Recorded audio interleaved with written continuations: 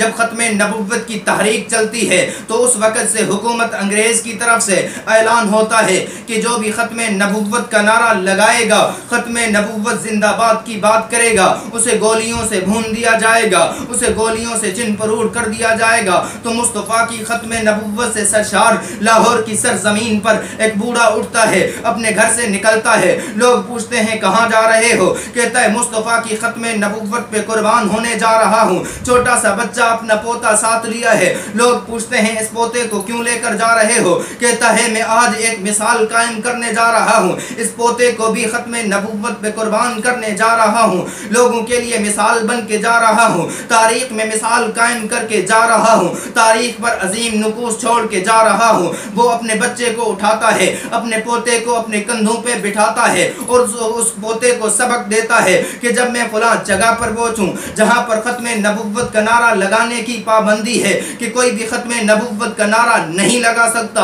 وہاں میں نے تاجدار ختم نبوت کا نعرہ لگانا ہے، تو نے زندہ باد کا نعرہ لگانا ہے، تجھے بھی قربان ہونا ہے، مجھے بھی قربان ہونا ہے۔ وہ چھوٹا سا معصوم بچہ کہتا ہے مصطفیٰ کے لیے قربان ہونا میری سب سے بڑی سعادت ہے۔ وہ بوڑھا بھی قربان ہونے کے لیے جاتا ہے۔ سب گھر سے جب نکلتے ہیں لوگ حیران ہیں، دیکھنے کے لیے پریشان ہیں، اور عجیب عشق کا عالم ہے، محبت کا عالم ہے کہ لوگ اس بوڑھے کو بھی دیکھ رہے ہیں، اس بچے کو بھی حیرت کی نگاہوں سے دیکھ رہے ہیں۔ ادھر انگریزی فوج الرٹ کھڑی ہے اور اسی انتظار میں ہے کہ یہ نعرہ لگائے اور اسے ختم کر دیا جائے۔ سائرن بجتا ہے، اسے خبردار کیا جاتا ہے کہ فلاں لکیر عبور کر، اگر تو نے نعرہ لگایا تجھے قتل کر دیا جائے گا، تجھے گولیوں سے بھون دیا جائے گا، تجھے مار دیا جائے گا۔ وہ بوڑھا مسکراتے ہوئے کہتا ہے کہ اسی زندگی کے لیے تو یہی زندگی مانگی ہے، یہی دن مانگا ہے۔ وہ بوڑھا اپنے پوتے کو اٹھاتا ہے، اپنے کندھوں پر یہ اسے سبق دیتا ہوا جا رہا ہے، اور پھر وہ لکیر آتی ہے